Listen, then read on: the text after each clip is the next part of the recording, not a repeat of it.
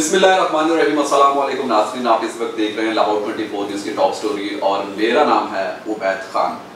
नाज़रीन, Lahore chamber of commerce साल 2020 के जो इलेक्शन था उसमें एक कड़े मुकाबले की तवक्को जो थी वो बहुत ज़्यादा ज़ाहिर होती हुई दिखाई दे रही थी, मगर 17 साल से जो ग्रुप बरसरे इक़्तिदार है चैम्बर के ऊपर, फाइनली 18वां साल भी उनके सर का ताज रहा। और अमजद चौधरी साहब चेयरमैन हैं लाहौर बिजनेसमैन फ्रेंड ग्रुप के। आज उस इलेक्शन के बाद फर्स्ट टाइम वो कैमरे को फेस कर रहे हैं, फर्स्ट टाइम हमें वो इंटरव्यू देने जा रहे हैं। सबसे पहले तो मैं आपका शुक्रिया अदा करूंगा, आपने हमें मौका दिया। और मेरा पहला क्वेश्चन ये है कि माजी में कहा और सुना ये जाता था कि धांधली की गई, क्या जो इस बार इलेक्शन हुआ ये साफ और शफाफ इलेक्शन था? बिस्मिल्लाहिर्रहमानिर्रहीम। सबसे पहले तो जी थैंक यू वेरी मच कि आप यहाँ पे आए और आपने मुझे मौका दिया। माजी के इलेक्शन में धांधली 2-3 तरह की होती थी। एक तो जाली वोट कास्ट किए जाते थे, उसके बाद वोटिंग में गिनती में गड़बड़ होती थी, फिर जो मंडल बनते थे उसमें जो हमारे मंडल थे उसको 50 लिखा हुआ लेकिन उसके अंदर से 60 वोट निकलते थे, उनके 40 होते थे, 50 लिखे होते थे। इस तरह की बहुत सारी धांधलियाँ थी। इस दफ़ा वो नहीं हुआ। इस दफ़ा 3-4 फैक्टर आ गए बीच में। एक, 2 ग्रुप है, उनका आपस में कोई इख्तलाफ है, लाहौर के बड़े ग्रुप है। उन्होंने एक पार्टी ने प्याफ ने उनको एक टिकट दे दी, 6 नंबर उसका ठीक है नंबर था। क्या आपका इशारा नईम हनीफ की जानिब है? जी मैं नईम की बात कर रहा हूँ। और दूसरे ग्रुप को वो मंजूर नहीं था। उनके एक आपस के इख्तलाफ में उन्होंने 6 को 9 किया। 9 नंबर मेरा था, हालांकि मेरी उसमें ना हाँ थी ना थी, मेरी मंशा कोई नहीं थी। लेकिन बहरहाल जिन्होंने किया उनकी भी मेहरबानी, जिन्होंने नहीं किया उनकी भी मेहरबानी। लेकिन उसका नुकसान ये हुआ कि जो शालमी था वहां से हमें 250-300 पैनल वोट डाला करते थे। ठीक है, क्योंकि नईम नीफ का तलक शालमी से था। ठीक है, वो ग्रुप भी एक्टिव हो गया क्योंकि उनका मुखालिफ ग्रुप एक्टिव था। तो उन्होंने हर बंदे से अपना एक वोट मांगना शुरू कर दिया। अब जब वो वोट मांगने निकले तो हर बंदा जो बंदा वहां पे मौजूद है, रहता है, तो शर्म तो करता है कि एक वोट दे दे। हमारा पैनल टूट गया, 7 वोट हमें दिए, 1 वोट उनको दे दिया। ठीक है, अच्छा, हमारा पैनल तकरीबन 250-300 वोट वहां से गया। ठीक है, हर रोड से हमारे वोट टूट गए। फिर उसके बाद ब्रांतर रोड भी इसी तरह चपकलश थी, वहां से भी कुछ इस तरह का हुआ। बात यह कि जो असल धांधली हुई वो धांधली है टेक्निकल तौर पे। इस बार जो की गई, इस बार जो की गई वो क्या थी? इस बार वोटों को वैलिड किया गया 3-4 माह पहले। जो वोट वैलिड नहीं हो सकते, कानूनी तौर पे वो वोट वैलिड नहीं हो सकते। तो किस तरह फिर उन वोटों को वैलिड कर दिया गया? देखिए जी, बात यह है कि कंट्रोल कंप्लीट उनके पास है। ठीक है, राइट, रिकॉर्ड उनके पास है। ठीक है, जो वोट 5 साल से कोई फीस नहीं दे रहा, 2 साल से फीस नहीं दे रहा, उनकी फीसें जमा करा के उसी साल उसको वैलिड कर दिया गया। जो सब जिन वोटों के आप अभी जिक्र कर रहे हैं, जो एक्टिव नहीं था उसको एक्टिव किया गया, उनको वैलिड किया गया, जो वैलिड नहीं थे, तो आपके नॉलेज में तमाम तर बातें थी, तो आपने पहले इसके ऊपर एहतजाज नहीं किया था? नहीं, हमारे नॉलेज में एक चीजें हमारे नॉलेज में नहीं थी जी। जब हमें ये सिलसिला हुआ, मैं तो इसको हारना नहीं कहता, मैं तो कहता हूँ मैं सेकंड आया हूँ। बात यह है कि उसके बाद जब हमने तहकीकात शुरू की इन वोटों के हवाले से, तो हमें फिर समझ आई कि ये हुआ क्या है। ठीक है, इंशाल्लाह ताला जब हमने इस सफर को शुरू किया था 6 साल पहले, तो उस वक्त 1600 वोट इनका 2 नंबर वोट था। ठीक है, वो हर साल हम कोई DGTO से कम कराए, कुछ हाई कोर्ट से कराए, कुछ किसी तरह किए, करते करते करते करते वो 100 वोट रह गया था। ठीक है, इस साल इन्होंने फिर हमें वो 1500 की मार दी है। यकीनन इस साल भी कहा जा सकता है कि ये भी धांधली के सिमरे के अंदर जी डेफिनेटली आती हैं। तो साहब मैं सेकंड क्वेश्चन आपसे ये पूछना चाहूँगा कि ओपोजिशन के अंदर रहते हुए माजी में आपके बानियों के अंदर से हैं और सुना और कहा यह जाता है कि आपको प्रेसिडेंट का ओहदा मिलने वाला था कि आपने उस ग्रुप से रिज़ाइन कर दिया और वो तमाम तर चीज़ें छोड़ दी जिनके खिलाफ आप आवाज़ उठाना चाहते थे, आपका ज़मीर जो है वो गवारा नहीं करता था। तो ओपोजिशन में रहते हुए जो एजेंडा, जो थीम, जो एक पॉलिसी लेके आप चल रहे थे, बहुत सारी चीज़ें ये भी ताजर कहते हैं कि उसमें से नज़र आती हैं चैम्बर के अंदर और बाहर, उसको अब कैसे लेके आप चलेंगे? देखिए बात यह है, मेरा मकसद पहले दिन से लेके आज तक इक़्तिदार में आना नहीं है। ठीक है। मेरा मकसद ताजरों को उनके हकूक दिलवाना है। ठीक है। ताजरों में अवेयरनेस पैदा करना है। राइट। ताजरों के लिए चैम्बर में सहूलियात मुयस्सर करना है। ठीक है। हमने पहले दिन जब हम इलेक्शन में तो हमने अपना एक मंशूर दिया था। राइट। जो आज चैम्बर में सारे काम हुए हैं, जो क्लेम किया जाता है कि जी हमने वो काउंटर बना दिया, हमने वो काउंटर बना दिया, आप मेरा पहले साल का मंशूर उठा के देख लें, उसमें वो सारी चीज़ें मैंने लिखी हुई।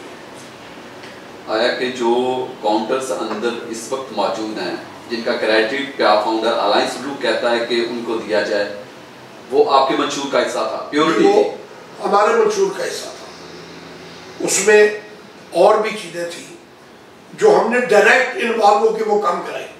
राइट। लेकिन हमारे मंशूर का हिस्सा था ID कार्ड वहाँ पे बने, ड्राइविंग लाइसेंस बने, पासपोर्ट ऑफिस वहाँ पे हो, तमाम महकमे के काउंटर वहाँ पे बने हो, लोगों को कहीं जाना ना पड़े।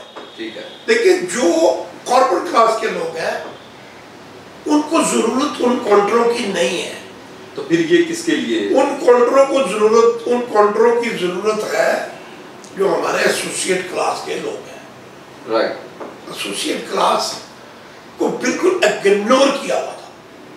ये ड्राइंग रूमों में बैठ के फैसले करते थे। आज आपने देखा इस इलेक्शन में, आपने बड़ा उसको कवर किया पूरा। इस इलेक्शन में आपने देखा होगा ये गली गली के लोगों के घुटने भी पकड़े, पाँव भी पकड़े और इनकी तमाम लीडरशिप मार्केटों में गई।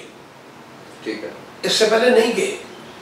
और इससे पहले कभी देखे ना, अगर ये 17 साल से क्लेम कर रहे हैं कि हम इक़्तिदार में हैं, राइट, ठीक है, इक़्तिदार में 5 साल पहले, 2 साल पहले, 3 साल पहले इनको क्यों ख्याल नहीं आया कि ये काउंटर बनने चाहिए? पासपोर्ट जब से पाकिस्तान बना है बन रहा है। ठीक है। हाईकोर्ट में पासपोर्ट ऑफिस पिछले 15 साल से खुला हुआ है। ठीक है। इनको क्यों ख्याल नहीं आया? तमाम तो चीजें मौजूद थी, यकीनी तमाम तो चीजें मौजूद। ID कार्ड मुख्तलिफ जगहों पे है, मुख्तलिफ जगहों पे कंटेनर लगा के भी ID कार्ड बना रहे होते हैं। इनको क्यों ख्याल नहीं आया पहले? अब क्यों ख्याल आया? चाइना वीजा इन्होंने क्यों फीस खत्म नहीं की? राइट। वो हमने करवाई, चाइना एम्बेसी से मिलके 3 करोड़ प्लस पैसे लोगों के वापस कराए, वहां बैठ के धरना देंगे। ठीक है। फीसें जब से पाकिस्तान बना है तब से ये फीसें ले रहे हैं डबल। एसोसिएट क्लास 2600 और कॉर्पोरेट क्लास 5600, हालांकि वो 1300 है, वो 3100 है। इस वक्त भी शाहिद ऐसे मिलते हैं कि डबल फीस और नहीं, हमने तो अब करा दी ना, अब तो फीस ही 1300 में 3100 है। दीगर कंट्रीज की अगर बात की जाए, जो पॉलिसीज है, कई ऐसी करप्शन भी आपने वहाँ पर उजागर की थी कि बहुत सारे लोगों के इस इक्वल वीज़े लगाए जाते थे और उनकी कंपनियां फेक बना दी जाती थी, पार्टनरशिप उनको दे दी जाती थी और बाद में वो चीज़ें उजागर होती थी। देखा जी, मैंने बहुत सारे स्कैंडल्स पकड़े थे इनके।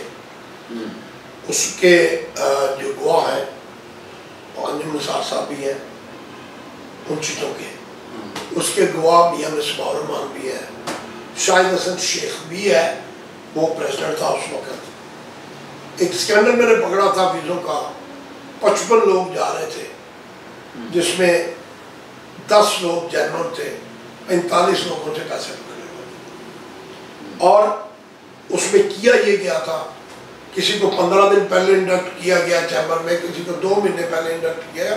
कानून ये है कि 24 महीने से पहले कोई बंदा अगर मेंबर भी होता तो वीजा अप्लाई नहीं कर सकता on behalf of chamber. Chamber उसको सर्टिफिकेट तब देगी जब 24 महीने हो जाएंगे, अदरवाइज चैम्बर सर्टिफिकेट नहीं देगी। वहां पे हुआ क्या, उनकी फर्म में भी नहीं है। एग्जाम्पल मेरी फर्म है, मुझे तो नहीं पता चैम्बर क्या कर रहा है उसके साथ। उसके अंदर आपको इंडक्ट कर दिया, कंप्यूटर में डाल दिया कि जी इसके पार्टनर है, इतनी देर से पार्टनर है। जब वीजा लग गया वो सारा कुछ रिवर्स हो गया। क्या प्याफ को छोड़ने की वजह भी यही थी या कोई और वजह थी? देखिए जी, प्याफ को छोड़ने की वजह यही थी कि मैंने बहुत सारे स्कैंडल्स पकड़े थे जिसपे उनको एतराज होता था कि आप क्यों करते। लेकिन आप राइट पे थे, यकीनन करप्शन और वो करना सबका फर्ज है। लेकिन जो करप्ट होता है वो इस चीज को एक्सेप्ट नहीं करता। आप कह रहे हैं कि जो मौजूदा प्रेसिडेंट हैं इस वक्त मिसबा साहब, उनके इल्म में भी ये तमाम तर बातें थी? नहीं, इस वक्त तारक मिसबा है। तारक मिसबा साहब, मैं उनके वालिद साहब की। अच्छा, उनके वालिद साहब की, ठीक है। तो उन्होंने आपका साथ दिया उस वक्त या? जी बिल्कुल, इंक्वायरी बिठाई, इंक्वायरी टीम बैठी, वो डेलीगेशन कैंसिल किया गया। ठीक है, डेलीगेशन इसी बिना पे कैंसिल किया गया कि उसमें करप्शन थी। फिर उसके बाद रातों रात इन्होंने डेलीगेशन कनाडा के लिए भेज दिया गया। किसी ने वहां पे लेटर लिखा कनाडा मैक्सिको कि ये सारे करप्ट है, ये 2 नंबर काम है। उन्होंने सारे वीजे रिजेक्ट कर दिए। ये ऑन रिकॉर्ड बातें हैं, तमाम तरह ऑन रिकॉर्ड बातें। तो साहब, आप इस वक्त भी बात कर रहे हैं और माजी में भी आप 7 साल से एक अरसा दराज से आप बात कर रहे हैं उस छोटे ताजर की जिसको कभी चैम्बर के अंदर अहमियत नहीं दी गई। मैं खुद, मेरी आंखें भी इस चीज़ के शवाहिद है कि चैम्बर के जो बैरियर्स हैं, चैम्बर का जो गेट है, उसे गुजरने के लिए किसी खास सिफारिश और एक बड़े ओहदे का या बड़ी फर्म का होना बहुत ज़्यादा ज़रूरी है। तो आप क्यों कर छोटे ताजर की बात करते हैं और आप बड़े ताजर की बात क्यों नहीं करते हैं? मैं बड़े ताजर की भी बात करता हूँ जी। बड़े ताजर मेरे बड़े मोहतरम है, राइट। मैं उनकी भी बहुत इज्जत करता हूँ और उनके हकूक की भी मैं लड़ाई लड़ता हूँ। लेकिन छोटे ताजर की तकरीर के अंदर और जी मैं छोटे ताजर की बात इसलिए करता हूँ कि छोटे ताजर का पुरसाने हाल कोई नहीं चैम्बर में। अच्छा, लेकिन बात यह उजागर चीज वो की जाती है जो जिसपे कोई बैन लगा हो, जो प्रॉब्लम्स में हो, जिसको सहूलत ना मिलती हो। ठीक है, छोटे ताजर को कोई फैसिलिटी नहीं है। आज भी आप देख लें जाके, ताजरों को छोड़े, चैम्बर के अंदर मीडिया वो जाएगा जो उनसे रिलेटेड होगा, जिनको इजाजत हो, जिनको लिस्ट के अंदर क्यों किया जाएगा। ठीक है, देखिए ना, हालांकि मीडिया को तो कोई कहीं भी नहीं रोक सकता, नहीं रोक सकता, यकीन आप ताजरों को छोड़ दें, आप अपने मीडिया को ले लें। आप किसी अननोन मीडिया बंदे को बोले अंदर चला जाएगा तो मुझे पकड़ ले। जो सब जो मंशूर लेके चल रहे हैं, जो आवाज लेके चल रहे हैं और जो अहद आपने किया हुआ है, इससे मेरे दिमाग के अंदर एक चीज़ बड़ी सरगोशियाँ कर रही है काफ़ी देर से। इलामा इकबाल का शायर है, इरादे जिनके पुख्ता हो, नज़र जिनकी खुदा पर हो, तलातम खैस मौजों से वो घबराया नहीं करते। और आपकी घबराहट और आपके जो लहजा ट्यून है इस वक्त, यकीनन जो आपके मुखालफिन थे वो कहते थे कि आइंदा इलेक्शन में ये नहीं आएंगे। इंशाअल्लाह ताला आइंदा इलेक्शन में इससे 1000 गुना ज्यादा, अल्लाह के हुक्म से 1000 गुना ज्यादा तगड़ा होके आऊंगा और हर चीज कंट्रोल करके आऊंगा अल्लाह के हुक्म से। मैं आज फिर एक बात कहना चाहता हूँ आपके वसासत से कि अल्लाह की मेहरबानी से ना जिंदगी में कभी किसी से डरा हूँ, ना डरूंगा, ना झुका हूँ, ना झुकूंगा। मैं झुकता हूँ अपने परवरदिगार के आगे, मैं गिरता हूँ नबी पाक सल्लल्लाहु अलैहि वसल्लम के आगे और अल्लाह के वलियों के आगे। बाकी अगर चैम्बर का कोई माफिया या कोई भी बड़ा बनेगा ये कहे कि मैं अमजद को गिरा लूँगा या अमजद मैदान छोड़ के भाग जाएगा, अमजद कभी जिंदगी में अकेला भी रह जाएगा तो मैदान छोड़ के नहीं भागेगा। लेकिन अल्हम्दुलिल्लाह अल्हम्दुलिल्लाह मैंने अपनी टीम के अंदर इस इलेक्शन के बाद जो जुनून देखा है, जो पावर देखी है, जो उनके जज्बात देखे हैं, खुदा की कसम मैं पहले से 1000 गुना ज्यादा ताकतवर हुआ हूं कि मेरी टीम एज इट इज मौजूद है और इम्प्रूव हो रही है। और उनका जज्बा आप सोच नहीं सकते कि उनके इस सिलेक्शन के बाद जज्बे कितने बुलंद हुए हैं। और अल्लाह की मेहरबानी से आपको ये वोट भी खत्म करके दिखाऊंगा जो इन्होंने जैली वोट बनाया, और आपको इलेक्शन में बहुत ताकत से वापस आता हुआ नजर आ। तो सब मैं एक सवाल और जानना चाहूँगा, ये जो इस बार रिकॉर्ड याफ्ता वोट कास्ट हुआ है, कहा जा रहा था कोविड-19 है, वोट टर्नओवर जो होगा वो कम होता हुआ दिखाई देगा, कम होगा इस बार, लेकिन उसके अपोजिट हुआ। वजह क्या थी? देखिए जी, बात यह है कि इस दफ़ा पिछले साल चैम्बर का रिकॉर्ड टूटा था 4100 वोट डल के। ठीक है। चैम्बर की हिस्ट्री में कभी इतना वोट नहीं डला। राइट। इस साल पिछले साल का भी रिकॉर्ड टूट गया, 4700 वोट, 750 वोट डाला। उसकी वजह यह है कि हमने बहुत मेहनत की थी, डोर टू डोर हुए थे। अच्छा, हमारी मेहनत देखते हुए वो भी अब ड्राइंग रूम से बाहर आ गए थे, उन्होंने भी मेहनत की थी, वो भी डोर टू डोर हुए थे, वो भी लोगों के घरों में भी गए, घुटने भी पकड़े।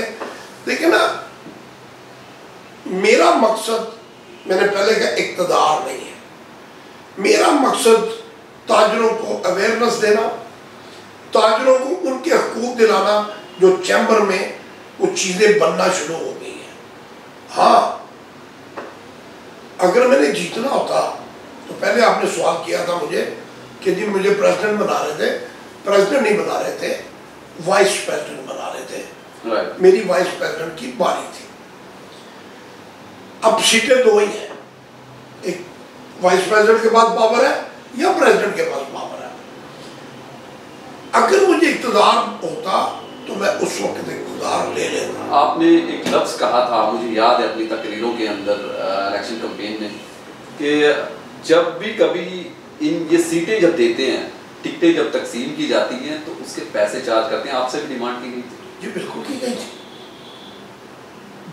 देखो ना, 3-4 चीज़ें बड़ी वाजिया थी। छोटे ताजर को एंटरटेन नहीं करना, क्रेडिट एजेंट को एंटरटेन नहीं करना, पैसों की डिमांड करना। ये सिर्फ मेरे से नहीं, आप इरफान शेख प्रेसिडेंट रहा ना, उसको कुरान उसके सर पे रख लें और उसे कुरान रख के उससे पूछे कि पहले जब वो वीपी बना है क्या 70 लाख नहीं दिया उसने? दूसरा इलेक्शन जब दूसरी दफा वो वाइस प्रेसिडेंट एसवीपी बना है क्या 50 लाख नहीं दिया उसने? कुरान रख के उसके पूछे। प्रेसिडेंट इस दफा फ्री बना है, वो इसलिए फ्री बना है कि वो अंजुम निसार का रिश्तेदार है। ठीक है। तो रिश्तेदारी की बिना पर पैसे माफ हो गए, लेकिन वहां सीट बगैर पैसों के नहीं मिलती। यकीनन या रिश्तेदारी है या पैसे। साहब, मैं ये तमाम तर सवाल जो है, अगर मौका मिला शेख इरफान साहब से, मौजूदा प्रेसिडेंट से, जो वाइस प्रेसिडेंट हैं, दीगर, उनसे ज़रूर ये करूँगा कि अगर चैम्बर ऑफ कॉमर्स की सीट लेनी हो तो क्या डिमांड होती है। चौधरी अमजद साहब मेरे साथ मौजूद थे और बड़ी खूबसूरत और अपने मुखालफिन के लिए उन्होंने खुलकर ये बयान दे दिया है कि जो ये कहते हुए मासी में दिखाई देते थे कि ये जो इलेक्शन होगा लाहौर बिजनेसमैन फ्रंट ग्रुप का आखिरी इलेक्शन होगा, उसके बाद वो इक़्तिदार में या उसके बाद वो मैदान में इलेक्शन लड़ने के लिए नहीं आएगी। मगर चौधरी साहब ने वासी कह दिया वो मैदान में पहले भी मौजूद थे, इस वक्त भी मौजूद वो हैं और आइंदा भी वो मौजूद रहेंगे और हमेशा उन लोगों की आवाज़ बनते रहेंगे जो उनकी तरफ देख रहे हैं, जो उम्मीद एक लगाए हुए उनसे बैठे हुए हैं कि चौधरी साहब आएंगे तो यकीनन उनके जो हक और सच है, उनकी जो आवाज़ है, उनके जो हकूक हैं वो पूरे होंगे। इसी के साथ अपने मेज़बान उबैद खान को इजाज़त है। अगले प्रोग्राम में आपसे दोबारा मुलाकात होगी। अपना और अपने चाहने वालों का ख्याल रखिएगा। अल्लाह निगहबान।